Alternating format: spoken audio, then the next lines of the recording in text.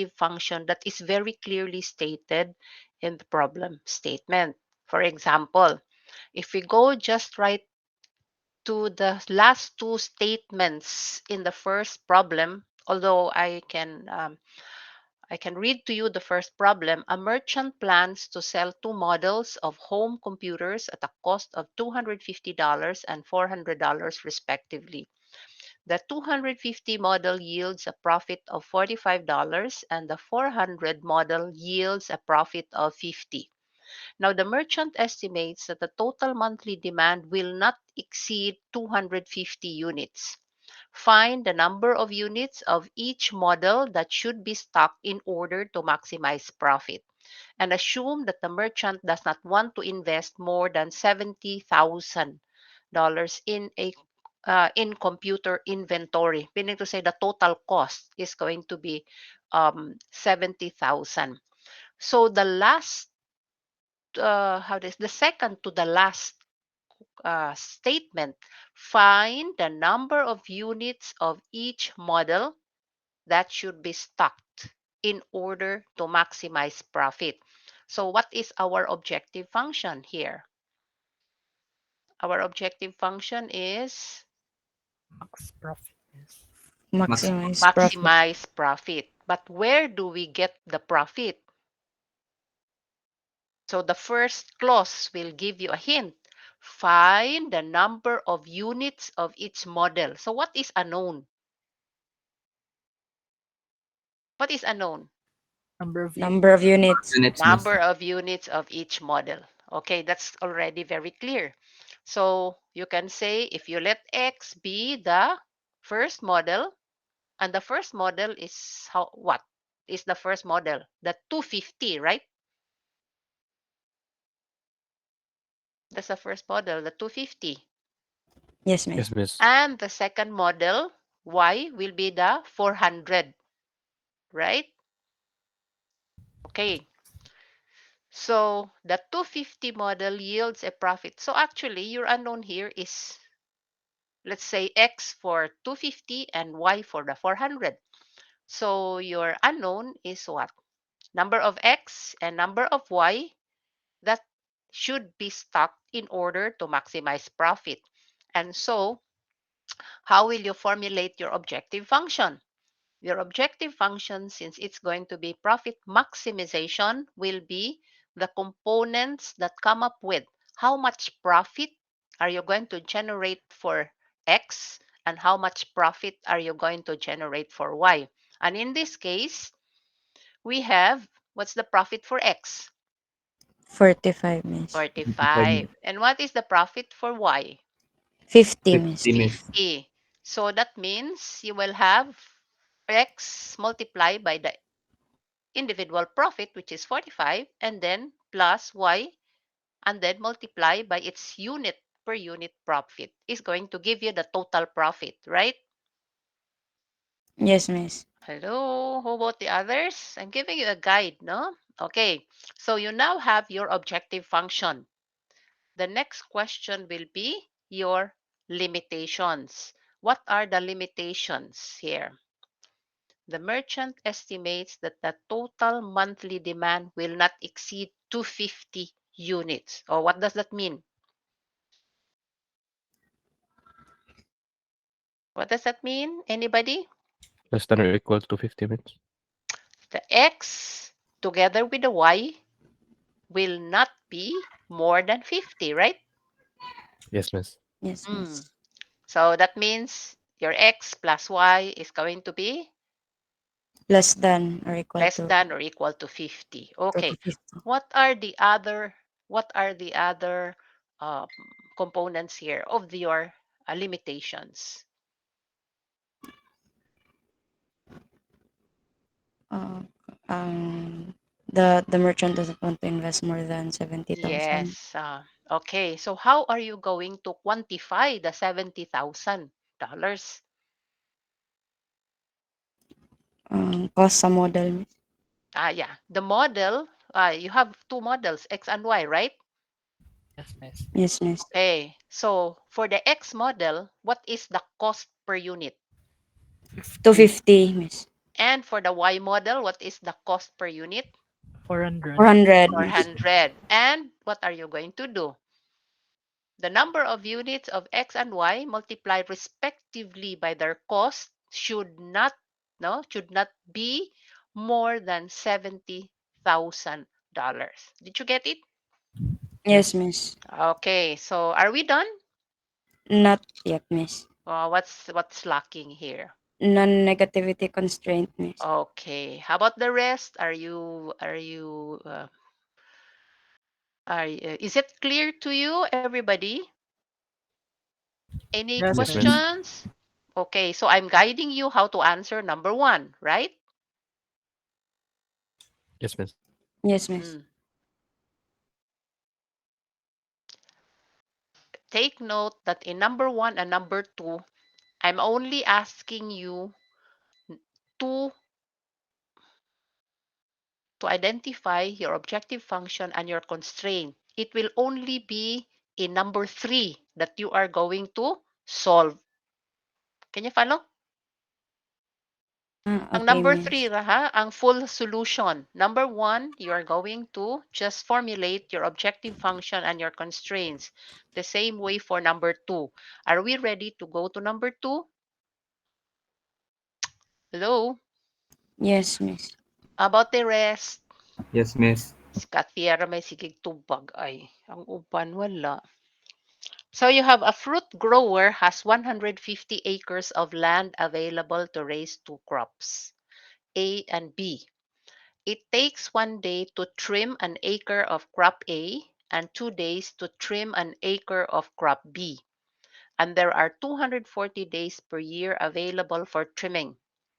It takes zero point 0.3 days to pick an acre of crop A and zero point 0.1 day to pick an acre of crop B. And there are 30 days per year available. Now, for picking. Now,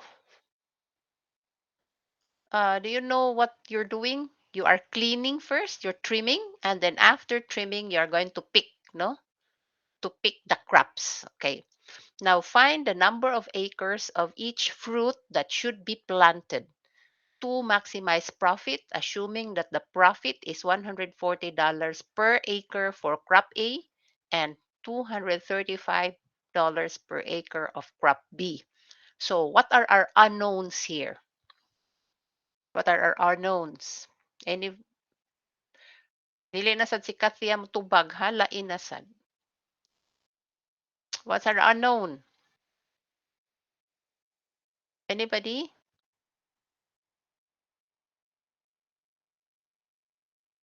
Wala man.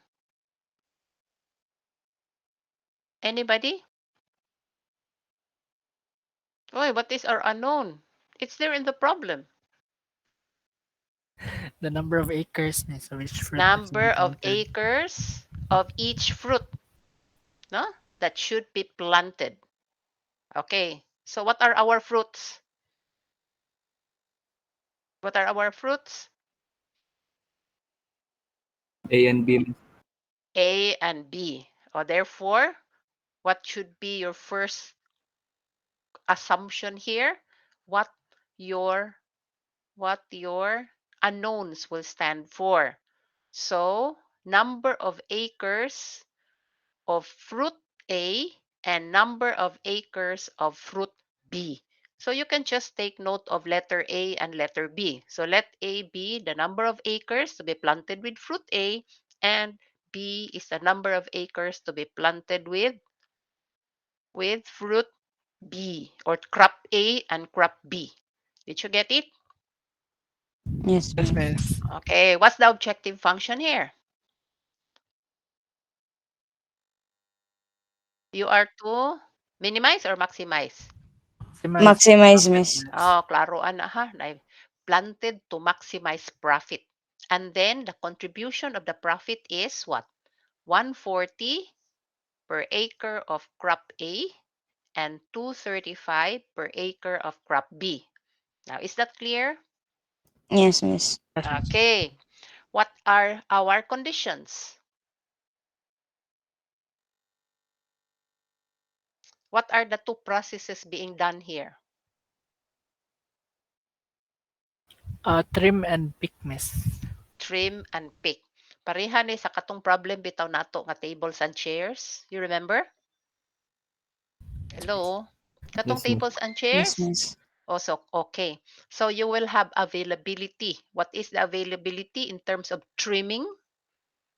You have 240 days. And what is the availability in terms of picking? You have 30 days. All right. So for trimming, you should have the components of how many or how much you are going to use for crop A and how many days for crop B, isn't it? Yes, Yes, Okay, miss. miss. taga ikaw example ani B. It takes 1 day to trim crop A. And where is the trimming for crop B? 2 days, miss. Mm-hmm. You have 2 days to trim crop B, and this should not exceed how much? To 40 240 days. days, miss. And the other one will be for what? For the picking. And that will be what? zero point 0.3 days for crop A and zero point 0.1 day for crop B. And this should not exceed 30 30 days, 30 miss. days, miss. days. Okay. And of course, you need your what? What's the last what's the last constraint here? Non-negativity The constraint, Non-negative, miss. miss. non-negativity constraint. So klaro kayo nga it is really very important that you are going to identify what is your unknown, and the problem itself spells out clearly, no, spells out clearly what are the needed or what are the needed items, no, that you are going to do. Let's go to number 3. In number 3, you have a fruit juice company makes two special drinks by blending apple and pineapple juice. The first drink uses 30% apple juice and 70% pineapple, while the second drink uses 60% apple and 40% pineapple. There are 1,000 liters of apple and 1,500 liters of pineapple juice available. If the profit for its drink is 60 cents per liter, and that for the second drink is 50 cents per liter, use the simplex method to find the number of liters of each drink that should be produced in order to maximize profit. Okay, so what is our objective? Maximize the Maximize profit, profit, miss. miss. Maximize profit. And where do we get the profit component here? You have the first drink and the second drink, isn't it? Yes, miss. Yes, miss. Mm-mm. So, what are our unknown? Number of liters for each drink, miss. Okay, so if the first drink, let's say F is the first drink and S is the second drink, then what's the profit for the first drink? That is 60 cents times number of liters, no, of the first drink, and then plus 50 cents times the second number of liters for the second drink. And that is your profit maximization total. What are our constraints?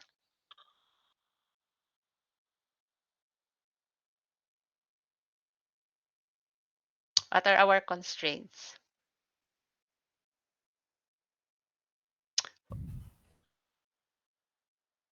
We have to use the apple and the what? An And the apple, miss. pineapple, Apple, miss. isn't it? Oh, Yes, miss. so we are limited in terms of number of liters of apple and number of liters of pineapple. Did you get it? Yes, miss. Yes, Mhm. miss. So for every liter, let's talk half. For every liter, 30% apple juice means zero point 0.3 of a liter, isn't it? Yes, miss. And then the second drink will be using apple, which is also what?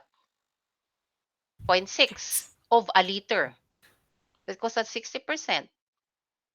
So in other words, for every how do you call this? The unknown here will correspond to the number of liters of the first drink and the number of liters of the second drink. Did you get it? Yes, miss. Mm. Because what is available is 1,000 liters for apple and 1,500 liters of pineapple. If you're going to combine all of this will still be a total, no? A total of apple plus pineapple. So ang first drink here will be using what? 30.3 of the apple plus zero point 0.3 Point. liters, no, of the apple and zero point 0.6 liters of the apple, limited in terms of number of liters, which is 1,000. Did you get it?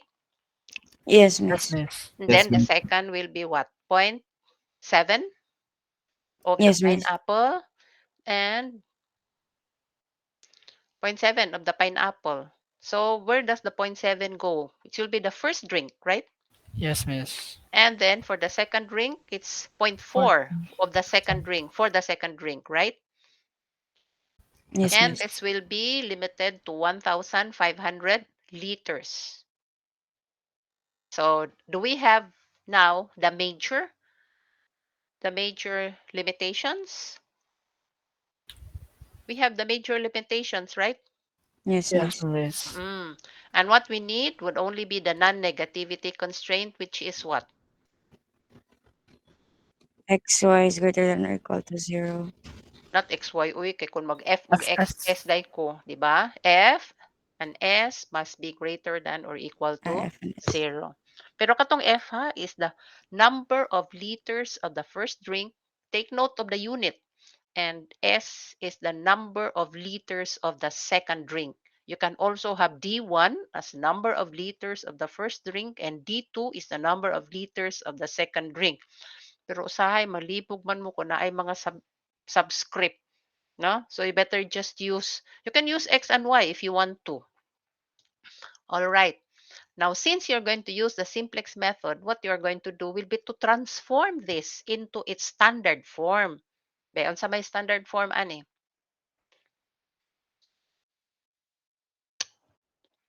They are all less than, right? Yes, miss. Less than sila. So what do we do when it is a less than inequality? Add slack variable, miss. Add slack variable on the left side, isn't it? Left side. Yes, Oh, miss. so you will have, ang first, will have plus S1. Ayaw lang mo paggamit ng S, oy, kaya na may S1 nga slack, no? And the second will be S plus S2. And that means, but how do we transform our objective function? Yeah, ang cut S1 The plus objective S2. function will be what? Zero point 0.6 Point 6. of the first drink plus zero point 0.5 of the second drink plus 0 S1 plus 0 S sub 2, right? Yes, miss. Ang uban, unsa naman na, wa naman ni tingog. And then, you will have to find out what will be, you will have to set up your first or initial simplex table. Ang initial simplex table would have a column for what? Column for first drink, column for second drink. Unya ang mga contribution of each will be what?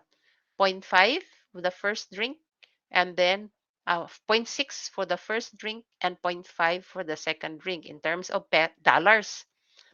However, and then you'll have also a column for S sub 1, which is zero contribution, and S sub 2, which is zero contribution. And then what happens to your first, how do you call that? Imong first nga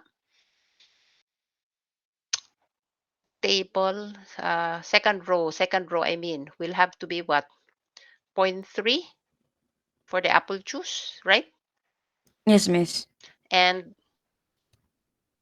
point 0.6 for the apple juice. And the second will be what? Zero point 0.7 of the pineapple and zero point 0.4 of the pineapple. How are you going to choose what is your, this is maximization. So you are going to choose which of the columns. Is it, no? Is it the column for the first drink or the second drink? that is considered to be the optimum column. Let's say maximization. What do you mean by optimum column? The one that will give you the largest, no? So which one will give you the largest contribution? It is zero point 0.6, right? Yes, miss. Zero point 0.6, no? Zero point 0.6 of the first drink. That will be your optimum column. Asa man imong replacing row, ani? The replacing row will now be ang zero point 0.6 column, take note, will have asa man nga column. Zero point 0.6 of the first ni siya, no? Yes, miss. So, what will be the other items in that column? You will have zero point 0.3 of the apple juice and zero point 0.7 of the 7 Miss. pineapple, right? Ang first row will be what? Zero point 0.3 because that's apple juice, and second row will be zero point 0.7 for the pineapple. Muna ang first drink man na siya, di ba? Yes, miss. First drink man. So, ang column niya sa first drink mo ng 30 and 70. 30% and 70%. What are you going to do? For the apple juice, you're going to divide 1,000 by 30% and 1,500 by 70% and choose the smallest non-negative quotient. Asa may pinakagamay, anibi?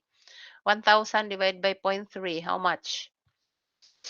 3,333.33, miss. Then 1,500 divided by 7.7. 2,142.86, miss. So, asa may mas gamay, ana? Sa rows of 0.7, miss. Okay. Pero actually, para sa'yo ni sa inyo ha, no, you can make use of 30 actually and 70. Pero ensure lang ang inyong answer in percent. And also the other one in percent. Pero malipong manggod mo igabot na sa number of liters. Kay ang 30% and 70% would mean every liter, ang 1 liter ha, ang composition is zero point 0.3 of a liter and zero point 0.7 of a liter, making it 1 liter. So just remain it as zero point 0.3 and zero point 0.7. And then you will now proceed with what?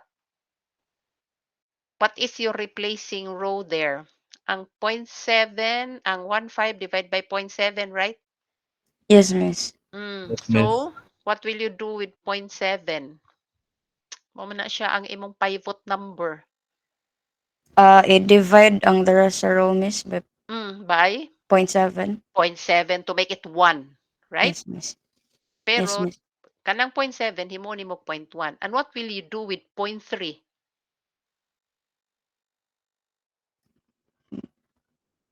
Ang zero point 0.3 himo nimong 0, di ba? Yes, miss. Ang zero point 0.3 himo nimong 0. So you will multiply 70% will now become 1, isn't it? Pag divide nimo tanan ba by 0.7? Yes, miss. So ang mahitabo ang imong 0.3, ang imong will now be 1 ang imong 0.7. So you will now multiply 1 by 0.3 and subtract from 0.3, which is the original. So you follow the same algorithm. And you will be able to do and get to the answer of number 3. And then I will have to ask you to submit. Can I stop sharing, class? Yes, miss. Miss. Okay. Were you able to get the explanation? Practically, I was giving you the answer except for number 3. Yes, miss. Boy, Yes, Miss. tanan. Yes, miss. Practically, I was giving you already the answers except for number 3. Pero ang number 3, you're halfway through. What do I mean by halfway through? In solving linear programming problems, the moment you're able to formulate your objective function and your constraints, you are 50% done because the rest is algorithmic solution. Because no problem, a linear programming problem needs to have an objective function and a set of constraints. Now, if you cannot formulate that, that means you will not be able no to solve the problem. So once you are done with solving or with formulating the objective function and your constraints, nang sakto na ha, then it means that you are 50% done with solving a linear programming problem. Did you get it? Right. Asya ro Yes, ang miss. first perfect na, ang second perfect na, unya ang third kay 50% solve. Ang inyong buhaton ang numbers, ang last na lang gyud ang solving, isn't it? Yes, miss. Yes, miss. Okay. So that exercise is going to be due on samaron, Tuesday. I'm asking you to submit that as an exercise kay katong sa una ihatag naman to nako ninyo no and to study. So that means in the assignment module I'm going to ask you to upload your answers by Tuesday. Unsa man ang Tuesday? April? April 2, miss. Oh, April 2. Kana siya. Mo na.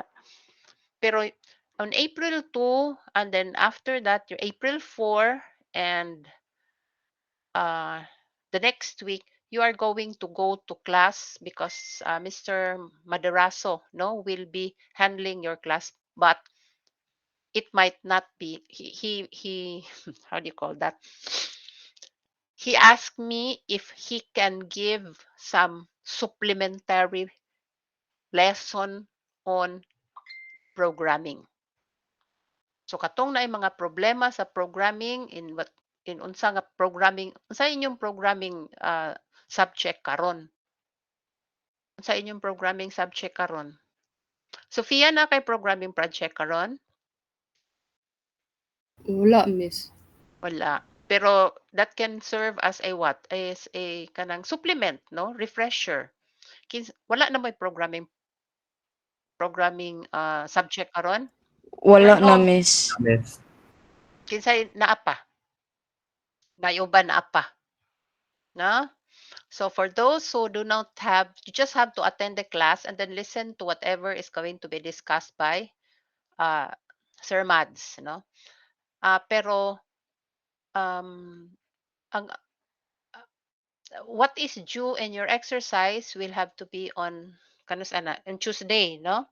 And then sa Tuesday you will have a face-to-face class with Sir Maduraso that will also be on Thursday and also for the next week. But I will give you notes. I'm going to give you notes on how you are going to take. Now, for the notes that you have that I have assigned to you for how do you call that, for transportation and assignment, na ako'y notes gipadala. When is the best time that we can have kanang online class other than no sa inyong regular nga schedule? We can do it in the evening if you want to.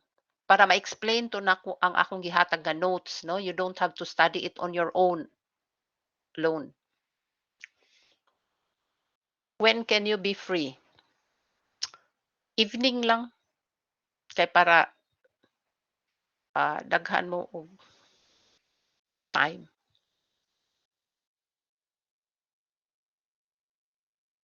Wala mo free?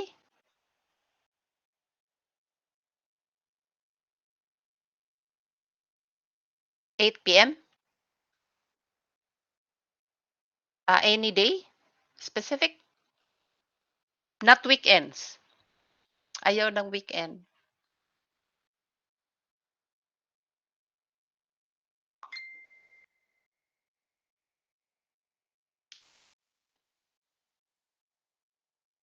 Okay, so Ay, we pray in Jesus' kasi name. okay ra pod like Amen. mga Together, 8:30 lang. please, our Father, who art in heaven. I can also do 8 to 8:30 p.m. Mga 8 o'clock.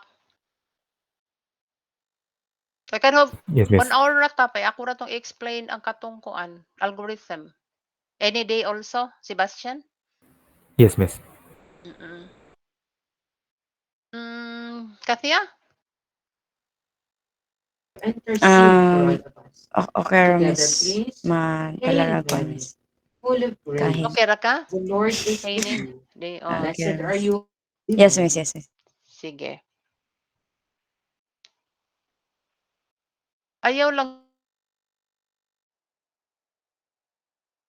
Sunday, pero it will be very early in the morning. It has to be 8 o'clock in the morning up to 9. Okay ra mo ana kung Sunday. Natug pa mo oy. Oh, and ever shaping Ready, world ready without siya na. heavenly. So kuan na lang, wait ha. Not this week, ha? Not this week. Next week pa na siya. Kay Holy Week ron, let us how do you call that? Let us focus on our what? Spiritual, no? Needs. So next week Tuesday, April 2 na no? On Tuesday? Pwede mo Tuesday, April 2, 8 o'clock? Like inside, Yes, yes for me. inside it, pwede. The Pwede ra, other, miss. what about the others? Ato Miss Okay for Dili me, Ramis. pinatoy po. France? Okay ra sa akong end, miss. Okay, rakin sa to kanina. Xerxes was the one who said dili pwede. Miss ato to Miss na kay PE. Ha, gusto ni Rosa imong PEV, uy. Gabi? Alas 8 Miss. Alas 8? Apa ni PE kung gabi? Time sa Tuesday ba na siya, Yev? No, let's do it Wednesday. Pwede na. 8 gihapon. Okay man sila in a day. Yev. Okay Miss, okay ra to anak Miss. Wednesday or Thursday. Pwede ra sad. Yes Miss. Basta dili Tuesday. Basta dili Tuesday Miss. Okay. Any other? So we can have it either Wednesday or Thursday. Just check on your kuan ha, invitation. Ako lang isend ni kuan sa katong ang link. So 8 o'clock either Tuesday, Wednesday or Thursday of next week. So that's going to be April 3 or April 4. No? After Yes, summative miss. assessment, Any objection? Ako tong explain ang kanang gihatag na kong notes ba? Explain further nako so that you can have some form of kanang exercise on how to do it. Pero na may problem, then you can go over it. So either Wednesday or Thursday. And then after that, I'm going to give you a practice exercise. Okay, Okay, any miss. question? Any questions? None so okay, far, so None. after the miss. time response, remember And so far.